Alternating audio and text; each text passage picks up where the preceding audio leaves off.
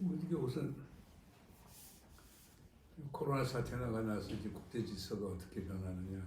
지금 우리 국제 정치 학계에서는 이거 갖고 논쟁이 상당히 많아요. 그래서 이제 키신저 박사 같은 경우나 브루킹스 연구소 같은 데서 내놓은 보고서 같은 경우는 코로나 사태가 났고 결국 이건 세계화의 종말을 가져오면서 나라마다 월드 시티, 성곽 도시로 돌아가서 마치 신중세를 방불하는 걸로 갈 것 아니냐라고 주장하는 경우들이 많아요. 그 경우에는 뭐 민족주의, 자국 우선주의, 보호주의, 그리고 그 저변에 깔려지는 건 포퓰리즘이 깔려있겠죠.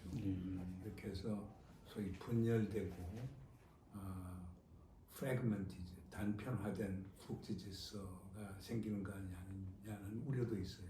그래서 상당히 그게 이제 비극적이고 그다음에 이제 악몽과 같은 시나리오를 얘기하는 것이고, 또 두 번째 조셉 나이 교수 같은 경우는 상당히 뭐 스트레이트포워드하게 얘기를 해요. 그러니까 이 코로나 사태가 그 국제 질서에 큰 변화를 가져오지 않는다. 국제 질서라고 하는 것은 질서가 결국에 뭐냐? 결국 우리 국제사회를 거버넌스하는 운영해 나가는 일련의 규범, 원칙, 규칙, 절차들을 얘기하는 건데 코로나가 왔다고 해서 그것이 바뀌어지는 것 같지는 않고, 그리고 그런 국제 질서라고 하는 것은 그 저변에 깔려 있는 힘의 배분의 결과이기 때문에 지금 미국이 압도적인 힘을 갖고 중국이 거기에 이제 도전하는 양상을 띠고 있기 때문에 미국과 중국의 전략적 경쟁이라고 하는 기본 틀이 그냥 남아 있고 그 틀이 다시 또 되살아날 것이다. 그러나 아까 우리 지금 이 소장께서 지적한 대로 미중 간의 갈등이 격화가 되기 때문에 과거 같은 현상이지만 요시지만 악화된 현상 유지가 일어날 가능성이 있다. 그러나 중요한 건 스테투스코, 기존 질서의 스테투스코 현상 유지가 이루어질 거라는 게 두 번째 시각이거든요. 그 세 번째 시각은 기본적으로 중국하고 미국해서 하나는 박스니까 다른 하나는 박스 아메리카나 이 주장이죠. 그래서 세 번째 주장은 결국에 이번 코로나 사태는 미국과 중국이 국제 무대에 있어서의 전략적 경쟁의 무대가 될 것이고 거기에서 승리하는 국가가 새로운 형태의 지도력이나 패권을 갖게 될 것이다.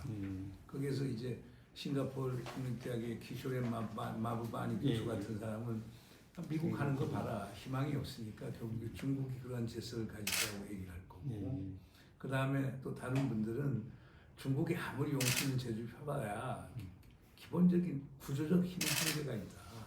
그러니까 결국 미국 중심 체제로 돌아올 것이다. 특히 코로나 사태만 보면 안 된다. 코로나 사태가 가져올 경제적 위기를 보자. 경제적 위기를 극복하는데 미국 이외에 다른 대안이 어디 있느냐. 그건 마치 2차 대전이 끝나서 가트를 만들고 브레튼 통화 체제를 만드는 것처럼 미국 중심이 어떤 새로운 경제 질서가 만들고 안정화가 돼야만 우리 앞날이 희망적으로 될 수 있다. 그렇다면 결국 미국으로 돌아올 것이다.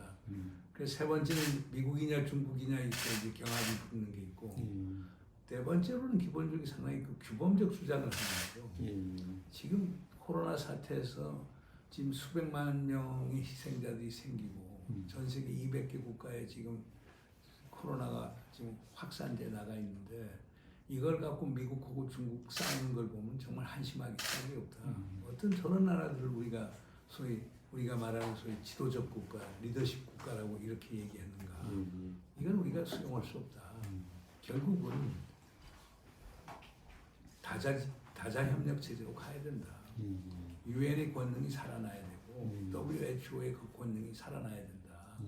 그리고 아니 코로나 같은 것이 어떻게 개별 국가가 해결할 수 있는 건가?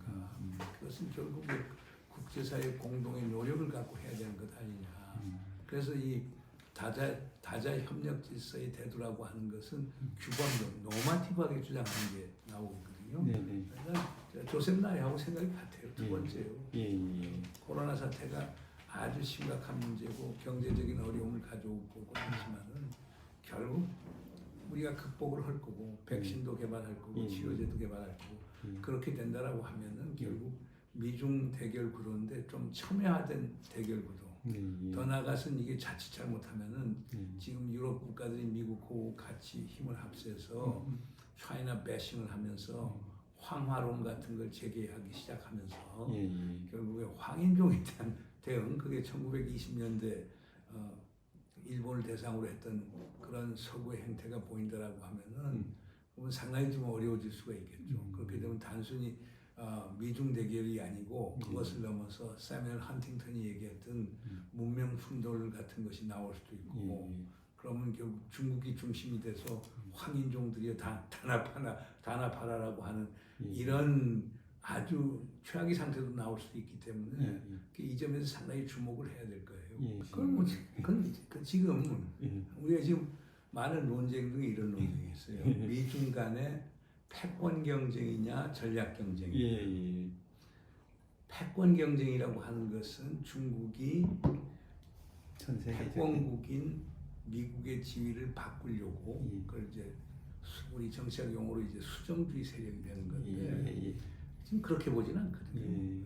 근데 이제 그러나 이제 주요 지역들 남중국해, 동중국해, 양안, 한반도 이런 지역 또는 이제 뭐 지부티 중심으로 해서 동아프리카 이런 쪽에서 특수 지역에 있어서 미중 간의 전략적 경쟁은 있지만은 그러나 우리 과거 얘기하는 시기에 패권 경쟁을 한다고 보기엔 상당히 어렵겠죠. 그러니까 그런 점에서는 우선 저는 개념을 패권 경쟁보다는 전략 경쟁으로 얘기하는 게 좋고 두 번째 왜 그러면 이게 패권 경쟁이 아니고 전략 경쟁이냐라고 하는 것은 기본적으로 아직도 미국의 힘이 압도적으로 우월하다는 거거든요.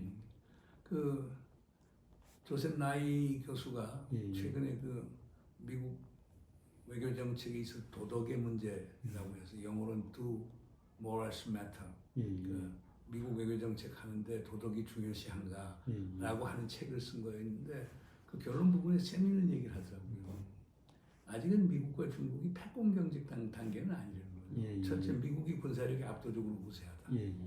두 번째, 결국 이걸 패권 경쟁하려고 하면 제일 관심사가 결국 에너지 공급 문제인데 지금 미국이 쉐일 오일, 쉐일 코스에서 미국이 에너지 자급이 있고 중국은 사실 없다. 그 다음 세 번째, 인구 변화.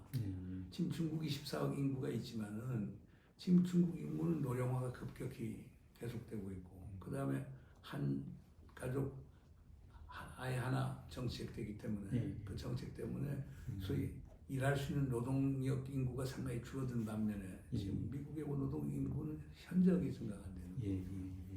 그다음 네 번째, 그럼 경제 중에 세계 경제를 좌우하는 것은 금융자본인데 금융자본을 누가 다 갖고 있느냐는 거죠. 미국이 다 금융자본을 갖고 있고 그다음 중국의 지금 금융자본이라고 하는 건 지금 아주 불안하기 짝이 없고 뭐 국유 기업들의 그 부실화 현상, 부실 채권의 이제 확산 현상 이런 거 보면 비교가 안 되는 거고 또 그 조셉 나이가 얘기하는 것은 과학기술 얘기해요.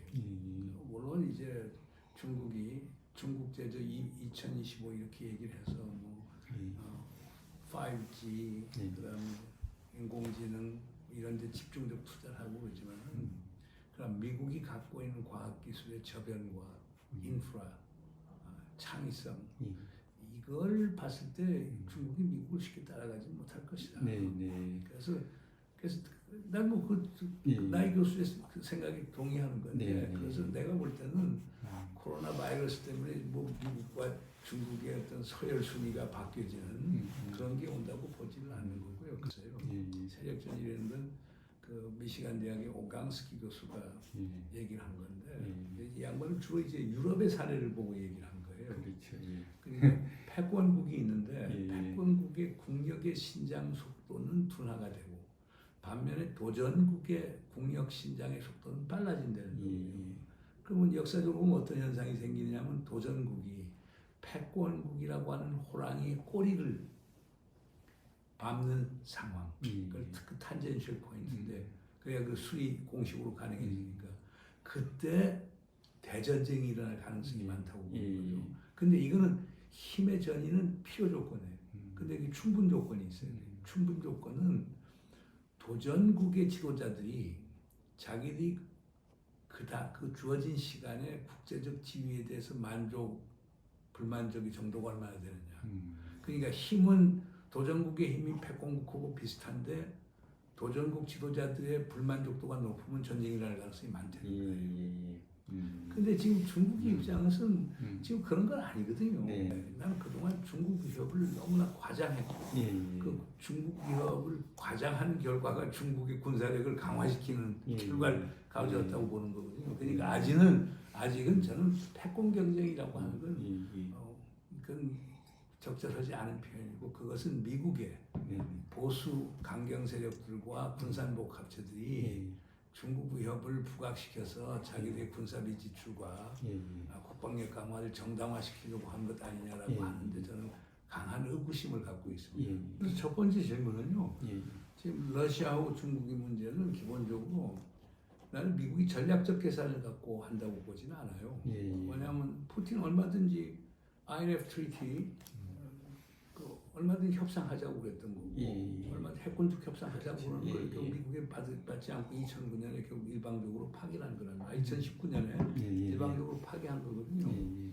그 다음에 중국도 마찬가지예요. 물론 INF 트리티 같은데 중국은 관여가 돼 있지 않고 그 다음 미국은 우려하는 게 중국이 미국하고 러시아는 해권적 협상을 통해서 제한하고 감축을 시키는데 중국은 몰래 증강시키겠다는 의도를 갖고 있는데 그 저번에 깔려 있는 것은 결국 중국과 러시아는 지금도 공산주의 국가로 보는 거고 시진핑과 푸틴은 결국에 독재 지도자이고 그들이 야욕은 결국 세계 제패나 지역 제패라고 하는 데 있다라고 하는 이런 고정된 관념에서 시작이 된 거라고 저는 봐요. 그리고 더 나아가서 미국은 항상 외부 적이 없으면 내적 단합이 자꾸 안 되고 그 다음에 군사력 증강 군사비 증강에 대한 정당화가 되지 않기 때문에 나는 그런 맥락에서 좀 생겨나는 거라고 봐요. 얼마든지 얘기하고 협상하고 풀어나갈 수가 있는 거고요. 한 가지 우크라이나 침공이라고 하는 오점이 러시아에게 있긴 있지만은